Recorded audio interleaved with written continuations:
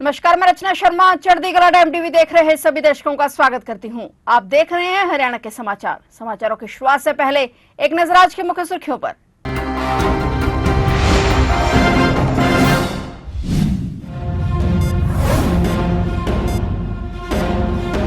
प्रधानमंत्री नरेंद्र मोदी के जन्मदिवस पर सेवा पखवाड़े का आगाज। रोहतक पहुंचे बीजेपी राष्ट्रीय अध्यक्ष जेपी नड्डा। राष्ट्रीय अध्यक्ष जेपी नड्डा के साथ सीएम सैनी भी मौजूद।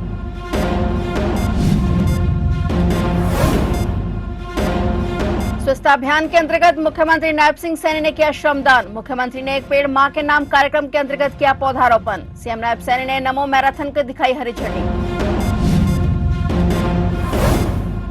कुरुक्षेत्र में सिख और संत रविदास संग्रहालयों के लिए शोध समितियों का गठन। मुख्यमंत्री नायब सैनी ने अधिकारियों को दिए निर्देश। सीएम नायब सैनी ने बैठक की अध्यक्षता।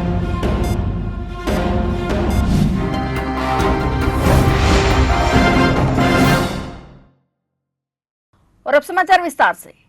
आज देश भर में प्रधानमंत्री नरेंद्र मोदी का जन्मदिन का जश्न देखने को मिल रहा है। प्रधानमंत्री नरेंद्र मोदी के जन्मदिवस के अवसर पर आयोजित कार्यक्रम में केंद्रीय मंत्री और बीजेपी राष्ट्रीय अध्यक्ष जगत प्रकाश नड्डा आज रोहतक पहुंचे। इस दौरान उन्होंने मुख्यमंत्री नायब सिंह सैनी के साथ मिलकर जापानी तकनीक मियावाकी तकनीक द्वारा पौधारोपण किया। प्रधानमंत्री नरेंद्र मोदी के जन्मदिवस के अवसर पर अनेक कार्यक्रम आयोजित किए जा रहे हैं और इसी कड़ी में केंद्रीय मंत्री और भारतीय जनता पार्टी के राष्ट्रीय अध्यक्ष जगत प्रकाश नड्डा और मुख्यमंत्री नायब सिंह सैनी ने स्वास्थ्य विभाग की प्रदर्शनी का भी अवलोकन किया। इसके अलावा उन्होंने स्वास्थ्य विभाग के द्वारा लगाए गए निःशुल्क स्वास्थ्य शिविर का भी शुभारंभ किया। राष्ट्रीय अध्यक्ष जेपी नड्डा ने रक्तदान शिविर में रक्तदाताओं को प्रोत्साहित किया। इसके अलावा सीएम नायब सैनी के साथ केंद्रीय मंत्री जेपी नड्डा ने रोहतक के healthy women empowered family campaign कार्यक्रम में भी शिरकत की।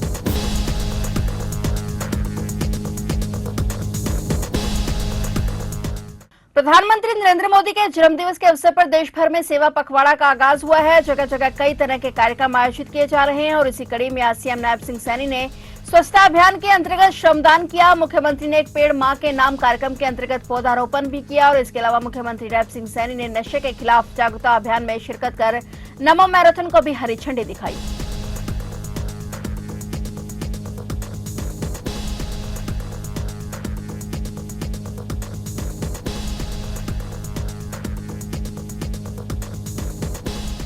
सीएम नायब सिंह सैनी ने कुरुक्षेत्र में बनने वाले सिख संग्रहालय एवं विरासत केंद्र और संत रविदास भवन एवं संग्रहालय के लिए शोध समितियां गठित करने के निर्देश दिए हैं। ये समितियां पवित्र गुरुओं की जीवन यात्रा, शिक्षाओं और आदर्शों से संबंधित विषय वस्तु का परीक्षण और सत्यापन करेंगी, जिससे दोनों महत्वाकांक्षी परियोजनाओं के कार्य को शीघ्र गति मिल सके। समितियों में ऐसे विद्वान सम्मिलित किए जाएंगे जिन्होंने गुरुओं के जीवन एवं योगदान पर गहन अध्ययन कर और शोध किया है। मुख्यमंत्री नायब सिंह सैनी ने सिख संग्रहालय एवं विरासत केंद्र और संत रविदास भवन एवं संग्रहालय की प्रगति की समीक्षा हेतु आयोजित एक बैठक की अध्यक्षता की। बैठक के दौरान सीएम नायब सैनी ने दोनों संग्रहालयों के संकल्पना डिजाइनों की भी समीक्षा की और अधिकारियों को कम से कम 4 से 5 विकल्प प्रस्तुत करने के निर्देश दिए। उन्होंने कहा कि सर्वोत्तम विकल्प को शीघ्र अंतिम रूप देकर कार्य शुरू किया जाए। उल्लेखनीय है कि पवित्र विरासत को संरक्षित करने और गुरुओं के जीवन दर्शन को जन जन तक पहुंचाने के उद्देश्य से हरियाणा सरकार कुरुक्षेत्र में 3 एकड़ भूमि पर सिख संग्रहालय एवं विरासत केंद्र और 5 एकड़ भूमि पर गुरु रविदास भवन एवं संग्रहालय की स्थापना कर रही है। इसके अलावा सीएम नायब सैनी ने एक और बैठक वरिष्ठ अधिकारियों के साथ की, जिसमें केंद्रीय गृह मंत्री अमित शाह के दौरे को लेकर समीक्षा की गई। केंद्रीय गृह एवं सहकारिता मंत्री अमित शाह 3 अक्टूबर को कुरुक्षेत्र में नए लागू आपराधिक कानूनों पर आधारित एक प्रदर्शनी का उद्घाटन करेंगे, जिसे लेकर सीएम ने आयोजन को सुचारू व्यवस्था सुनिश्चित करने के लिए वरिष्ठ अधिकारियों के साथ बैठक की।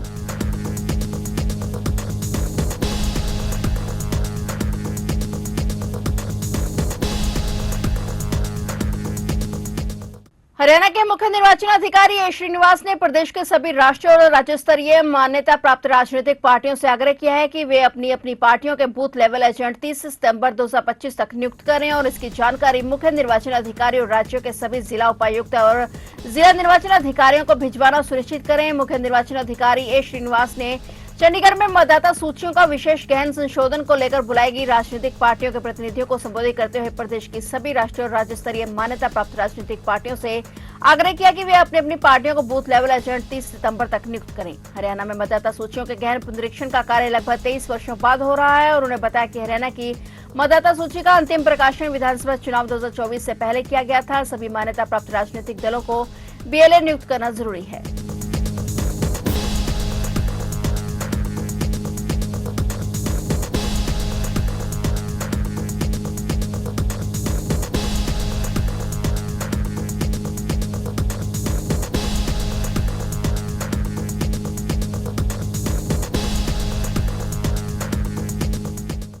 प्रधानमंत्री नरेंद्र मोदी के जन्मदिन पर हरियाणा के कैबिनेट मंत्री अनिल विज ने तोहफे के रूप में प्रधानमंत्री को खुद को समर्पित कर दिया है। इस दौरान उन्होंने बताया कि आज प्रदेश के हर लेबर चौक पर मजदूरों को मिठाई खिलाकर प्रधानमंत्री का जन्मदिन मनाया गया है। इस दौरान राहुल गांधी के पाकिस्तानी होने की बात कही और सुबह सुबह सुरजेवाला का नाम लेने से ही इनकार कर दिया है। बता दें कि आज देश के प्रधानमंत्री नरेंद्र मोदी का जन्मदिन है, जिसे लेकर जश्न का माहौल है। और इस बीच कैबिनेट मंत्री अनिल विज ने अपने ही अंदाज में प्रधानमंत्री को जन्मदिन की बधाई देते हुए कहा कि आज देश के सर्वप्रिय प्रधानमंत्री नरेंद्र मोदी का जन्मदिन है। सारे देश में सेवा पखवाड़ा के रूप में मनाया जाएगा और आज से शुरू होकर 2 अक्टूबर तक कार्यक्रम चलेंगे। इस दौरान 75 पौधे लगाकर नमो वन बनाए जाएंगे और हर चीज 75 की कड़ी में की जाएगी।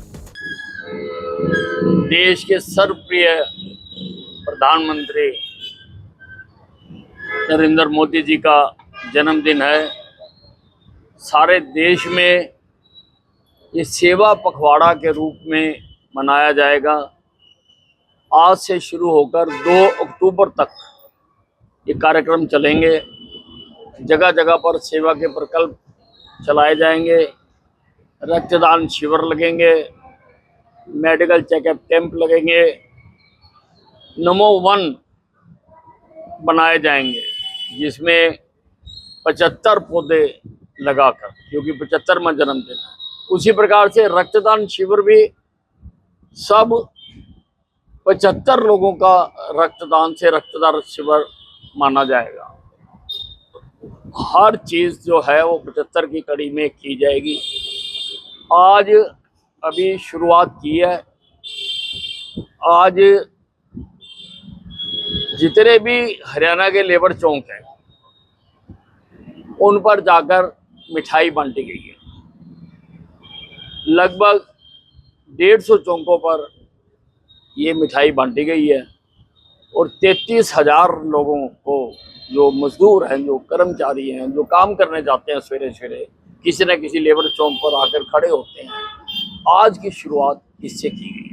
प्रधानमंत्री नरेंद्र मोदी का जन्मदिन पूरे देश में किसी त्योहार की तरह मनाया जा रहा है। प्रधानमंत्री मोदी के जन्मदिन पर आज देश भर में सेवा पखवाड़े की शुरुआत हुई है और इस दौरान हरियाणा के अंबाला में भी खुद पूर्व राज्य मंत्री असीम गोयल ने सफाई कर स्वच्छता अभियान की शुरुआत की और अंबाला नगर निगम को पॉलिथीन मुक्त करने की बात कही है। उन्होंने कहा कि आज 17 सितंबर से लेकर 2 अक्टूबर तक ये पखवाड़ा चलेगा और इस दौरान उन्होंने विपक्ष पर निशाना साधते हुए विपक्ष के इस फोबिया को दूर करने के लिए अगर वेलनेस सेंटर खुलवाने की जरूरत पड़े तो अभी उसके लिए वे तैयार हैं। इस दौरान अभय चौटाला के बयान पर भी बोले कि वे जब सत्ता में थे तब लोगों को इंसान नहीं समझते थे और अब बात कर रहे हैं। संकल्प लिया गया और क्या संदेश दिया? आज हमारे भारत के जननायक प्रधानमंत्री, विश्व के सबसे लोकप्रिय और ताकतवर नेता आदरणीय नरेंद्र मोदी जी का 75वां जन्म दिवस है और एक सेवा पखवाड़ा पूरे देश में सरकार की तरफ से भी और संगठन की तरफ से भी मनाया जा रहा है। आज सरकारी कार्यक्रम में ये पखवाड़ा जो चलेगा 15 दिन, 17 सितंबर आज माननीय मोदी जी का जन्म दिवस है।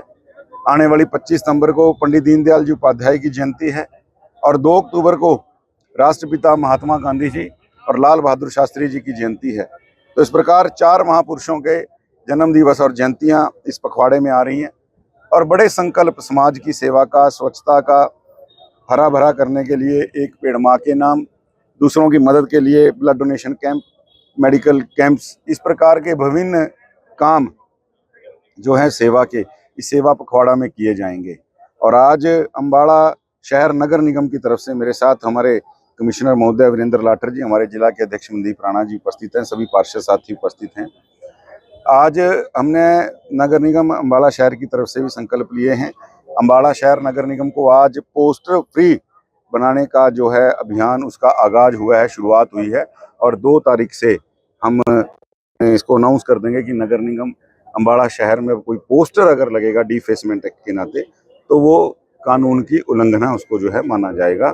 यमुनानगर के प्रतापनगर के गांव आरैयावाला में अवैध रूप से संचालित शराब के ठेके को लेकर ग्रामीणों का गुस्सा आखिरकार रंग लाया। लंबे समय से यहां के निवासी यहां आरोप लगाते आ रहे थे कि शराब का ठेका अवैध रूप से गांव के बाहर चलाया जा रहा है, जिससे बच्चों, महिलाओं और बुजुर्गों पर नकारात्मक प्रभाव पड़ रहा था। ग्रामीणों ने इस समस्या को लेकर कई बार शिकायतें दर्ज करवाई थी। एक्साइज विभाग ने मौके पर पहुंचकर ठेके का निरीक्षण किया और ग्रामीणों की आपत्तियों को सही पाया। विभागीय अधिकारियों ने बताया कि शराब का ठेका राष्ट्रीय राजमार्ग से कम 120 मीटर की दूरी पर होना चाहिए और इसे गांव की आबादी से दूर रखा जाना अनिवार्य है, लेकिन प्रतापनगर के गांव के पास यह ठेका इन नियमों का उल्लंघन करते हुए चलाया जा रहा था। तत्काल कार्रवाई करते हुए एक्साइज विभाग ने शराब के ठेके को सील कर दिया है और ठेकेदार को निर्देश दिए हैं कि वे तुरंत ठेका हटवाएं। साथ ही वहां से शराब के नमूने लेकर जांच के लिए भेज दिए गए हैं। अधिकारियों ने यह भी कहा कि भविष्य में इस तरह के वैध गतिविधियों को बर्दाश्त नहीं किया जाएगा। ग्रामीणों में विभाग की इस कार्रवाई को लेकर खुशी का माहौल है। ग्रामीणों ने प्रशासन का धन्यवाद करते हुए कहा कि यह कदम गाँव की शांति और सुरक्षा बनाए रखने में बेहद अहम साबित होगा।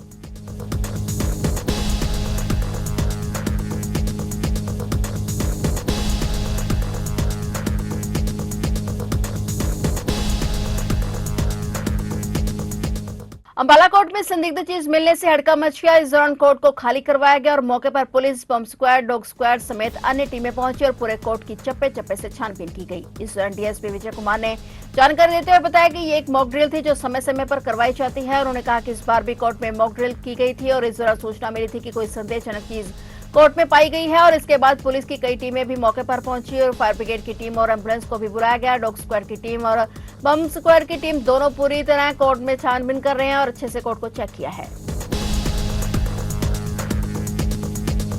कोर्ट की सुरक्षा को लेकर आज एक मॉक ड्रिल करी है, जिसमें हमने कोर्ट जो पूरा कॉम्प्लेक्स है, जो उसके पूरे सराउंडिंग में हमारी बाहर पूरी अच्छे से हमने नाकाबंदी की। तो उधर हमारे जो है बम स्क्वाड की टीम, एसडीआरएफ की टीम और हमारे डिस्ट्रिक्ट की कई टीमें और हमने इस अभियान में लगाई। तो हमने पूरी तरफ से जो हमारे यहाँ डीएफएमडी लगा है उसकी सर्चिंग पे पूरा दिन की वर्किंग उनकी क्या हुई और जो उधर वकील के चैम्बर हैं उनको भी हमने अच्छे से सर्च किया। तो एक हमने सस्पेक्टेड चीज हमारी जो बम स्क्वाड की टीम है उनके सर्च ऑपरेशन के दौरान मिली है। फिर उसको हमने स्कैन करके देखा है। एक पूरी एक्सरसाइज हमने उस बात पे की है तरीके से। और जो कोर्ट के बैक साइड का एरिया लगता है उसमें हमने प्रॉपर नाकाबंदी करी है और हमारी 6 से 7 टीमें लगभग इसमें लगी हैं पूरे सर्च अभियान में। हमने पूरा first floor, second floor, ground floor सबको हमने अच्छे से सर्च किया है और पूरी हमने जो कोर्ट की सुरक्षा है, जो भी छोटी मोटी हमें कमी लगी है इसमें, तो उसको भी हम इस मॉक ड्रिल के माध्यम से जो हमें लगा उसको हम दूर कर देंगे। बाकी हम कोर्ट की सुरक्षा में पूरी सैलरी हमने अच्छे से की है सुरक्षा इसकी, तो सब कुछ यहाँ ठीक मिला।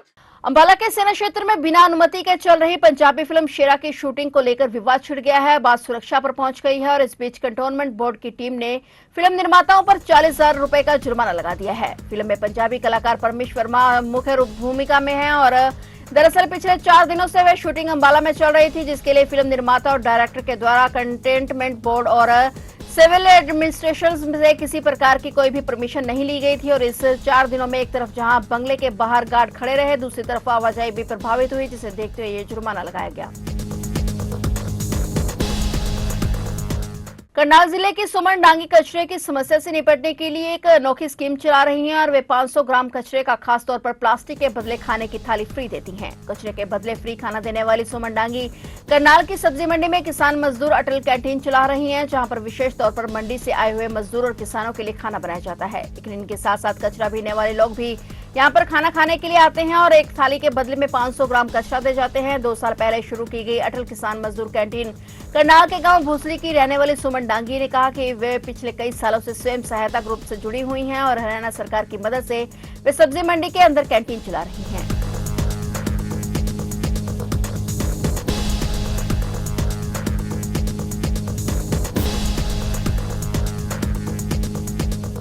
तो आप देख रहे थे हरियाणा के समाचार और नए समाचारों के साथ फिर से हाजिर होंगे। तब तक के लिए देखते रहिए चढ़ती कला टाइम टीवी।